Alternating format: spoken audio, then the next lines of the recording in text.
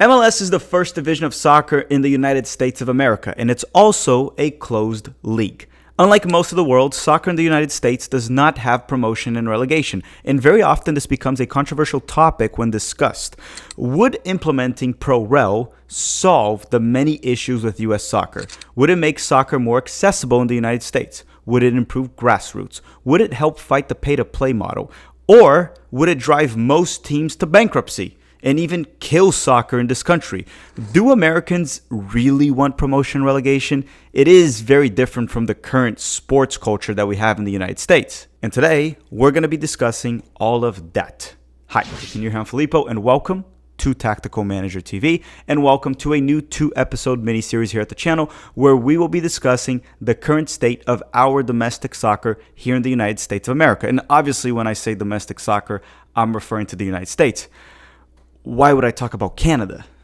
And they're also not our domestic soccer, even though they have teams in our league for some reason. For this episode, which is episode 1, we're going to talk about promotion and relegation in U.S. soccer, the benefits that could come from it, the possible negatives, and much more. For episode 2, we will dive into the MLS versus U.S. Open Cup saga, which will be out one day after this episode. And as always, I have a special guest for this mini-series, and his name is Chris Kessel, a member of the board of directors of the West Virginia Soccer Association, a youth soccer coach, soccer fanatic, promotion relegation advocate on Twitter, or X, whatever the kids call it these days. Now you may sit back, relax, and share your thoughts with us. We are here to start a conversation. I'm not offering you the absolute truth or the solution to fix US soccer and make it perfect. So we are here just to start a conversation, and from there, you can draw your own conclusions. So your opinion matters. And I know I may sound like a channel dictator at times and make it sound like only my opinion matters, but the truth is,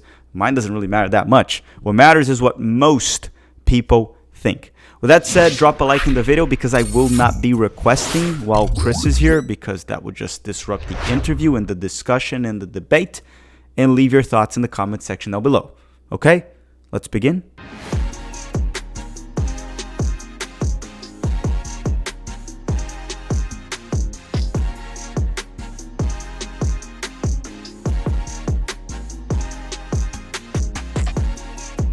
Okay, everyone, today we have another mini-series here at the channel. It'll be a 2-episode mini-series. Part 1 will be about promotion, relegation, MLS, and USL probably will be talked about at some point. And then part 2, we're going to talk about the MLS and US Open Cup saga. But this episode that you're watching right now is obviously the promotion, relegation one with Chris Kessel. Chris, thank you very much for coming to the channel for the first time, even though we talked on Twitter a few times already.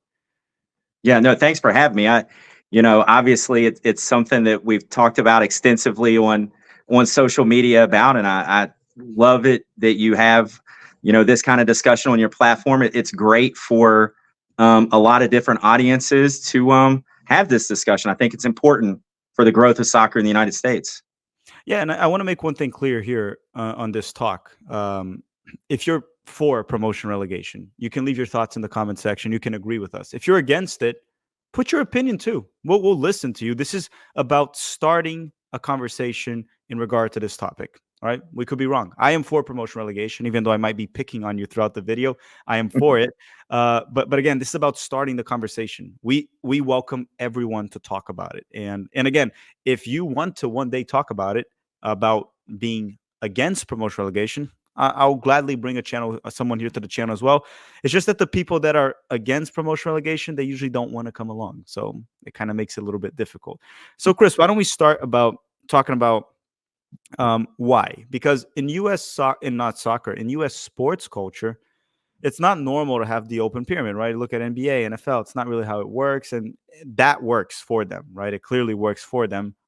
But in soccer, it just feels like it should be different because it is all over the world. And hopefully in the US, it's something that they adopt at some point. But we don't have that. We have Major League Soccer, which is just closed. You have to pay the franchise fee to get in, blah, blah, blah. Everyone should know that by now. So why don't you tell us, why should we implement promotion relegation in the United States? Maybe mention some benefits. And then if you do see any negatives, feel free to say it as well. Yeah, so, just like any massive change, like you mentioned, there are going to be positives and negatives to a change like that. And one of the positives, and I think the most important positives, is that it is going to engage every community in the United States to pull in the same direction if we have a unified pyramid, right? So right now, soccer in the United States and generally professional sports in the United States are focused on the largest cities. And, really large cities will only have one team. You have to be New York, LA to have two teams, like megalopolises, you know what I mean? Like world size cities. And what that does is it functions as a funnel for culturally relevant across all sports. I mean, across the whole country, sports like, basketball. Every high school basketball gym is packed all winter. Friday night lights, football, college football, it funnels towards that, right? So soccer doesn't have that. High school soccer isn't Friday night lights, right? College soccer isn't the SEC in football or the ACC or Big East in basketball. It doesn't have this built-in 100-year-old, cultural piece that engages every community, to drive towards this one league at the top, right? And the way that soccer can engage every community in this country is by allowing every community to participate, right? If I have a club here in my hometown, right, I'm probably going to support this local community club. I'm from a small city, we're, metro, a couple 100,000 people. It's probably never going to have a club that makes it to the top division if we have an open pyramid, but I will be engaged in my local club. And because it's a part of a full pyramid, I will pay attention all the way to the top, because as a fan, I will dream about my club being promoted and advancing their way up the pyramid. So I will actually be engaged in the entire pyramid as opposed to just my team or my league, and my league against your league. And my fandom's different or better than your fandom because I believe that this league is better for the United States or better for soccer in the United States than your league is, or whatever. We're all in a common cause at that point, right? So I think just for the growth and engagement of fandom in the United States, there's going to be no other way to get the entire country pulling in one direction. I think that is really the most important thing about what having an open pyramid would do for just the business of soccer and for fans of soccer in the United States is it would, I'm sorry, my cat's about to knock over my tripod here. That's the most important thing that would happen for the game in the United States. I think there's a lot. Well, the way you said it perfectly. I think there's a lot more that would benefit in general, because then we talk about you're probably going to eventually have the money trickle down the pyramid, right? That's how it's going to work. Absolutely. And you're going to have lower league teams, and then you're going to attract like smaller investors and big investors. So sometimes I just want to invest in their local team, and it can be sustainable with an actual pyramid, and that'll help develop talent. Which, by the way, if you develop a talent locally, you might not even stay there. A big team might just go and buy him, and that'll generate more revenue for that specific community. Fans can get behind the team. There's something to look forward to. I also think there's something interesting about, I don't think a league becomes popular because it has relegation, the drama of relegation, but I do think it adds more storylines into in general when we're talking about it. But most importantly of them all, I think that over the long term, this is a way to fight the whole pay-to-play system that we have in the United States. So I think that you've touched on a couple of things that people don't really think about, which is the way that the pyramid is set up now.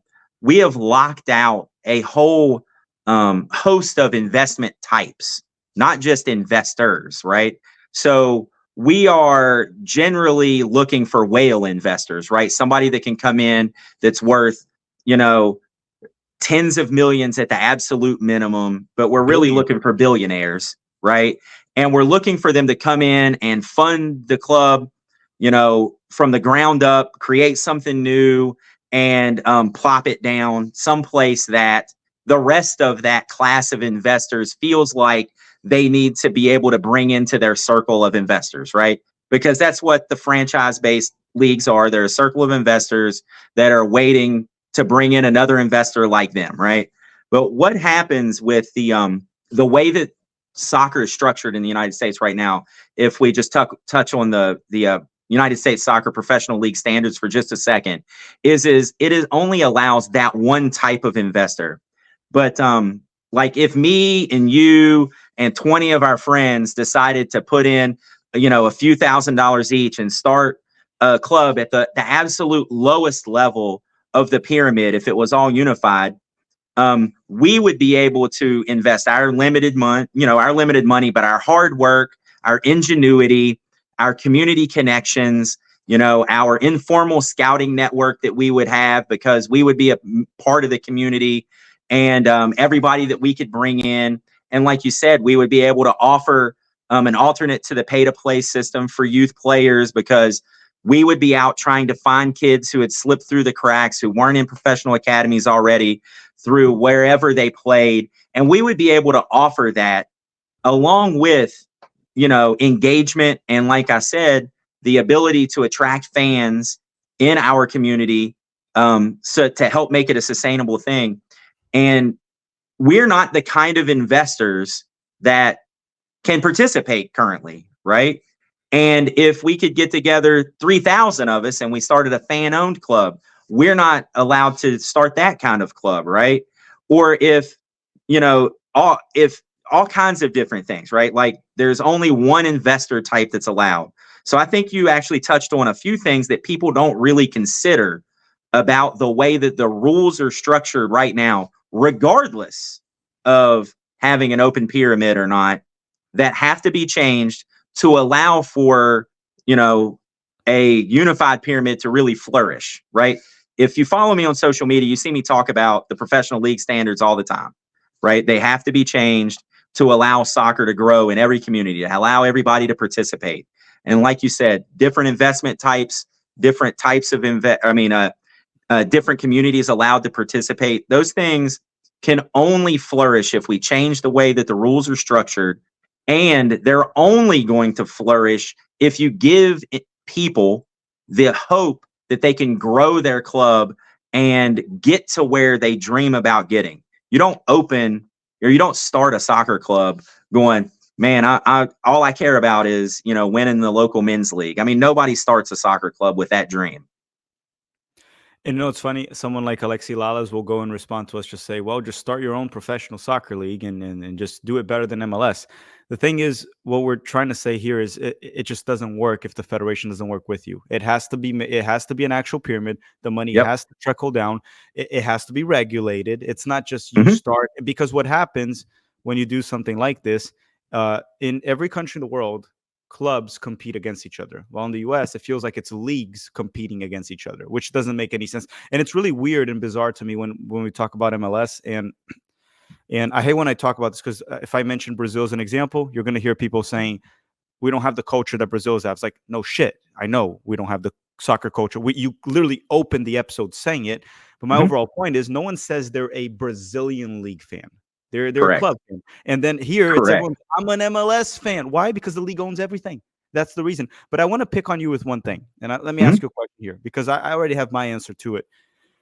They've been talking about MLS just continues to expand or buys USL and does like MLS 1 and MLS 2 and just a promotion relegation within.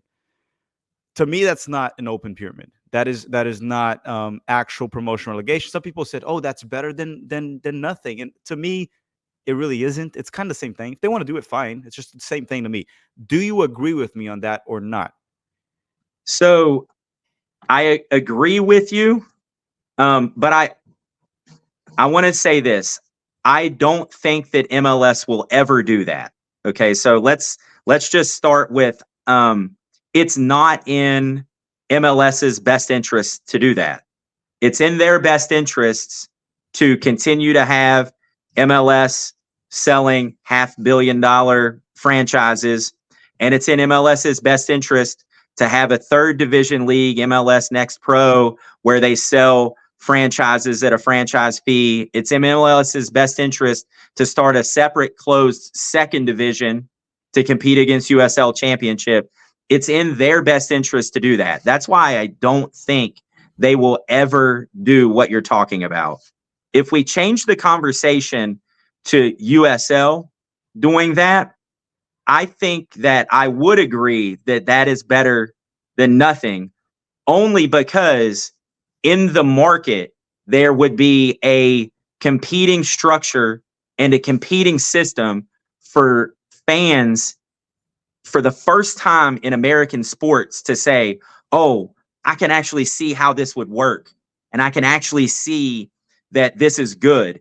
And from there, you can see a pathway to a merger between the leagues, all of the leagues, NISA included, because, I love Maryland Bobcats, what they do. And, even though it gets dumped on as, administratively, like there are good things happening in some of those clubs, but it creates a pathway to where you can see a merger happening that eventually does deliver us an open pyramid.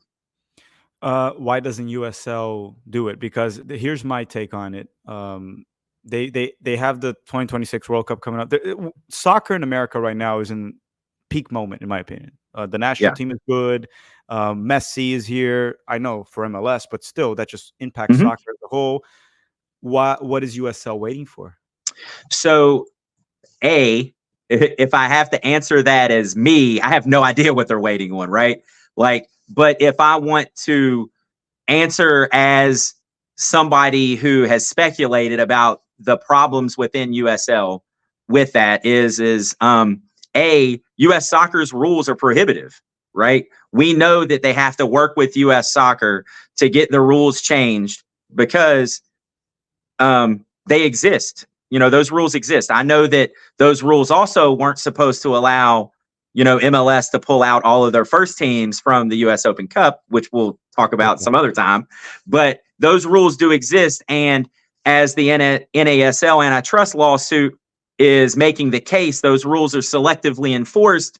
And if they are enforced on USL, they're not active, or they're not actually able to promote teams up their pyramid if they don't meet those minimum requirements laid out that we just talked about earlier about ownership, net worth, stadium sizes, etc. So it would be next to impossible for them to implement a closed pyramid that featured promotion and relegation within USL.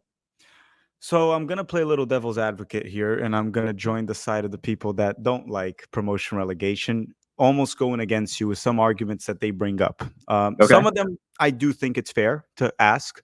Some I don't. Some I think are stupid, but I want to bring up their case. And since none of them ever want to come to the channel, I'm going to have to play the role for them. I just want to say one thing. In Brazil, I'm a Palmeiras fan, and I grew up that way. And they've been relegated twice in my lifetime. And I continue to support them. It didn't change anything for me. It changed in the sense of like how much I love them. It didn't change at all. I kept watching them the same way, and that as when they won trophies. But in America, sports fans are not accustomed to that, right? We see very often, if you go like to an NBA game and the team is tanking or not doing well, going for that number one draft pick, very often the fans even abandon the team. They kind of ignore the team. That's very common. I don't know if it's like that in NFL. It might be. There's less games, right, in NFL. Right. But culturally, the fans do because they're franchises, and I just don't think there's the same level of passion. They like the team, like the Lakers, whatever, but not the same level of passion as we see for community-built teams because they're not really community-built teams for the most part. Do you think that would have any impact in soccer also? Because what many of them claim is that if we had promotion relegation, you would have a bunch of teams just go bankrupt because they're going to get relegated. The fans would abandon the team, and then it's over. To me, what this tells me is that people think MLS fans are plastic, that if the team is bad, they're going to abandon it. My question to you is, do you think this would be an issue, promotion relegation? Do you not know the answer to that? What do you have to say? Because that's a very strong argument they have. So I think that there are a couple answers, right? USL clubs and have fans, and they're permanently locked in lower divisions right now. So like we see some of these clubs have pretty substantial fan bases. Sacramento Republic draws. great crowds. Louisville draws great crowds. You know, we even see new clubs like Rhode Island, et cetera, drawing great crowds, right? So if these clubs who are permanently locked currently in lower divisions can have consistent year over year fans, and, you know, I don't think that I can really believe that the fans would just magically disappear, right? And my second answer to that is always, I actually believe in American soccer fans. Like, I believe that they would stay.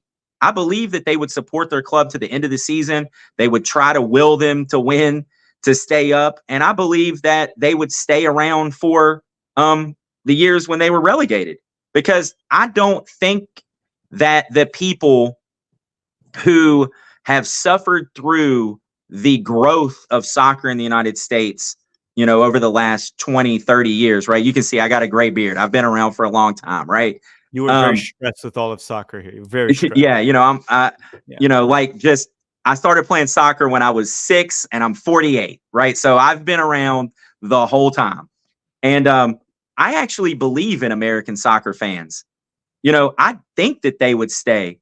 Like, I think that a lot of the people that say those comments are projecting their own fandom, right? The only reason that they're the fan of the team that they, you know, support in the MLS is because it is in the first division. And that's the only reason that they do it. I don't think that that's how most fans are. When I go, I mean, because look, I've been to Columbus games, I've been to to MLS games. It's not like I've never been. Like, the fans that I've talked to, I believe their fandom. I think that they're through thick and thin. And I think that they would react the same way. Yes, some would leave, but a really healthy majority would stay fans of the club. And I want to add a couple of things to that now, abandoning the devil's advocate stance for a second here.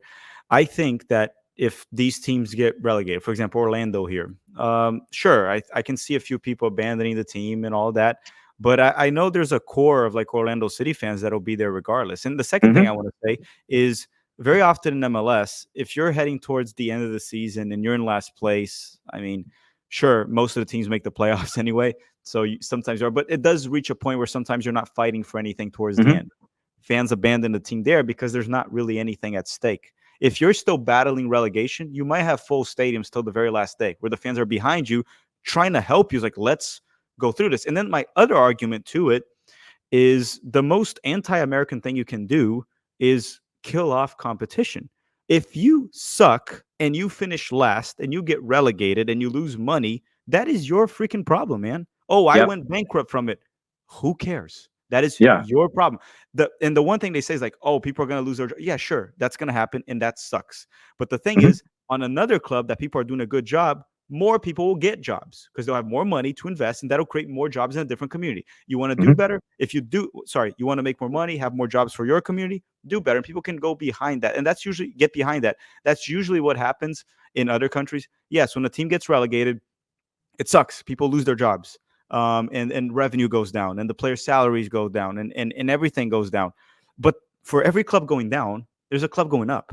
And that club going up is going to have more money and going to probably hire more people. So it's just competition. That's how it works. If I could live in this sunshine and rainbows universe where just everybody wins and you lose, but you still get a lollipop, Chris, I would love to have everyone be happy, but that's how competition works. And sports are based off competition. So that's my argument to it as well. One's going down, one's going up. I do think if you think the MLS fans would abandon the team when they get relegated, these are not real fans. That's my point. I don't think, look, sure, there are fake fans in every single team in every sport, but I do think MLS, USL, they all have a healthy amount of real fans, which would keep that going. That's my argument for it. I'm 100% in agreement with you. I really think that these fans have a great core group of people who would be there through thick and thin. And really, I think that also something that is forgotten here is the shared experience of relegation causes people who do come out the other side to be a lot more committed to the club, right? And I think that anybody who has been like a college sports fan in the United States can really understand it. When your team has went from being good to being just extra trash, right? You know, I'm from West Virginia. I've been a WVU fan my whole life, and I've seen Final Four teams and undefeated teams and whatever. And I've also seen, you know, the lowest of the lows. But when the fans come out the other side, you know what they are? They're more committed to being great fans than they were beforehand. And that's part of fandom. I also think one difference with American sports culture is we are number one in the world when it comes to basketball. Our league is Mm-hmm. the richest and best league in the world. Oh yeah. NFL, I'm assuming we're the only ones that play it in the world, so we're the best. And also, the league is the richest sports league in the world. Mm-hmm. NFL, soccer, we're not. So if we don't adapt and try to, do what others, they know better than us in soccer. When it comes Yep. to, unfortunately, South America, Europe, they know better than us. And I do think we should still do a few things our own way. Yeah. Like, for example, naming of the clubs. I don't like when the clubs have FC on it. We call it Mm-hmm. soccer in America. I really love when teams have very Americanized names like LA Galaxy, things like that.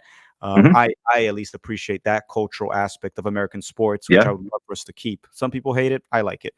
But then I'm going to ask you another thing here that they bring up. Look, MLS is getting all these guys to invest $300 million, $500 million, and guys that invested previously. And when you got them to invest, they weren't told that they could get relegated. So the whole argument is you can't convince these guys to do it. And my question to you is this, and this is a question in regards to the implementation of promotion relegation, not even anymore of like the benefits or negatives, Mm-hmm. whatever.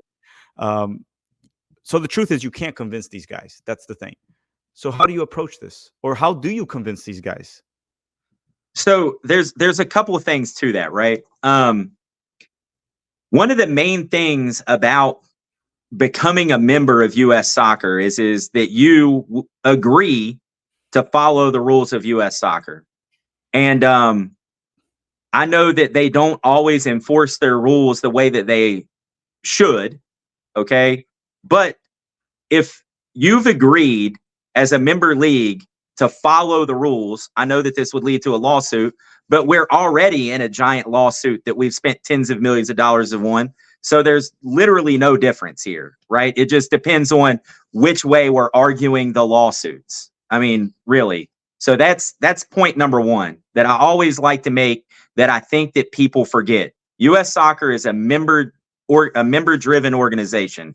If MLS wants to exist outside of it and not get the benefits, if MLS owners want to exist outside of it and not enjoy the benefits of being a part of US Soccer, CONCACAF, and FIFA, they can do that. And I think that would be horrible for for soccer in the United States, right? Mm-hmm. But the second part of that is I just want to reach back to the conversation that I had before.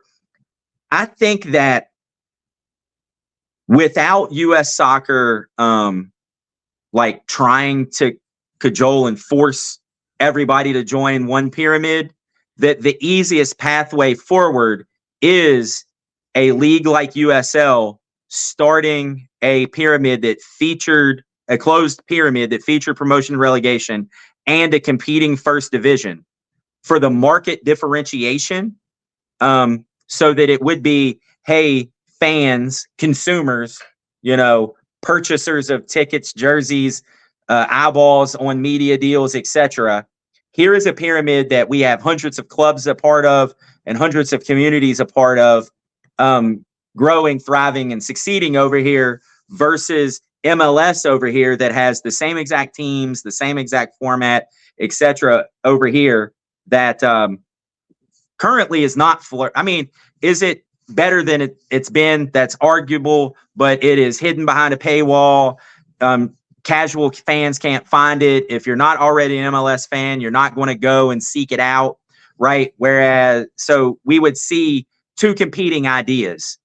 And I feel like that's the pathway forward. That's why I said that earlier, that I think that if we could get something started that had a competing first division versus competing first division with something underneath it, right, in USL, that we would see eventually that are the MLS supporters correct that American culture doesn't support that? Or would you see people like myself and yourself be correct that people would flock to that? And I think that's what we would see. And I think that at that point, you would see MLS valuations go down. You would see their media rights deal shrink. You would see sponsorships go down, etc., because they just wouldn't have the energy around their league anymore, the eyeballs on it, etc. And that's when you would have U.S. soccer be able to step in and say, this is how we want to manage the pyramid. We would like for everybody to join, and they would have to broker some sort of deal, probably similar to how the Premier League and the Football League works, where maybe they're separate entities, et cetera. There would have to be some sort of compromise, but I think that that is the pathway to getting everybody on the same page in the same pyramid.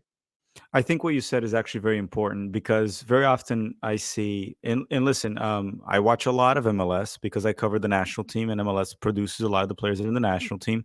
I go to Orlando games when I can. I went to the Tampa Bay Rowdies last weekend, 2 weekends ago as well. I try to attend as much as I can for every team to help U.S. soccer as a whole. But many people want MLS just to fail, right? The league to go bankrupt. And I think that would be a disaster for soccer in the United States. I don't think Yes. the way is MLS failing. It's maybe what you said. It's USL rising and then showing with promotion relegation, which I hope they implement as soon as possible. I've tried to reach out to people in USL to get an interview to try to understand the why is it complicated? Why are they not doing it? Because they keep teasing it, but they don't do it. Mm-hmm. And I think that's the best way, the one you just mentioned. It's like USL rising and showing. It's like that's probably the way we have to go forward. That way we can reach all the communities, right? We can expand soccer across this country. One of the benefits we haven't talked about with promotion relegation and the expansion of soccer across the country, unifying soccer all over the country, is how much it impacts grassroots soccer. Yeah. Because you have all these teams competing and smaller investors, and the way these teams invest, because they don't have money to sign big players or even to sign professional players, is there's a lot more investment in the community to actually develop players, get players. And some of them play for that team and play in lower divisions. Some of them become really good and go to better teams, richer teams.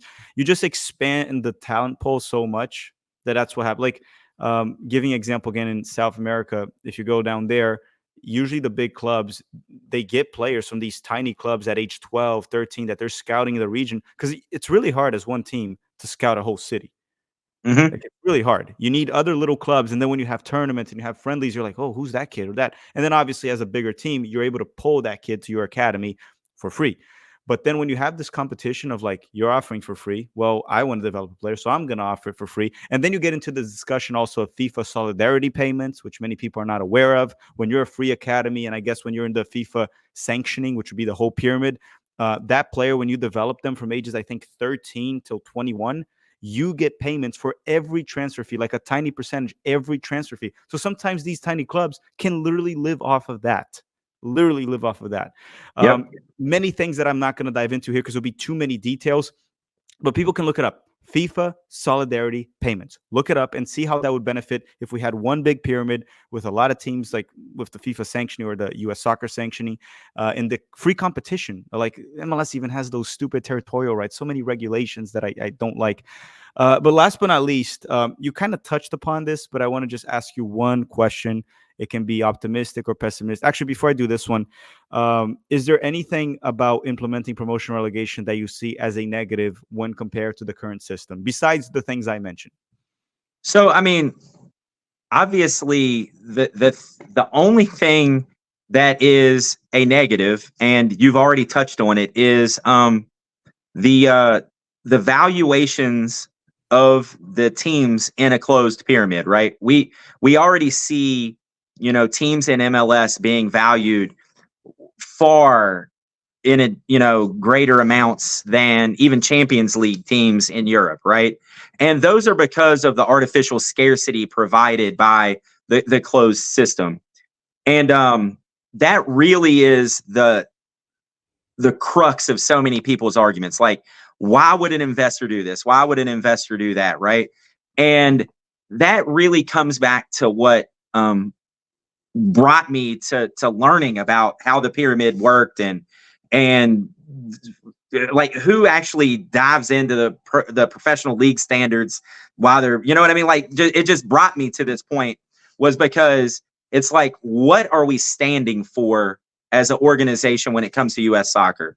Are we here to make soccer the preeminent sport in the United States, which is the you know the tagline that's always used around the organization and every member organization, right? Are we doing that by protecting ownership, valuations of MLS teams, or are we standing on helping helping every child have access to the game, helping every community have access to a pyramid, and being able to grow? And are we trying to develop these informal and formal scouting networks and create player pathways and create investor pathways and coaching pathways and referee pathways, and worried about all of the participants in the game? Or are we worried about, 30 to 50, really, really wealthy owners?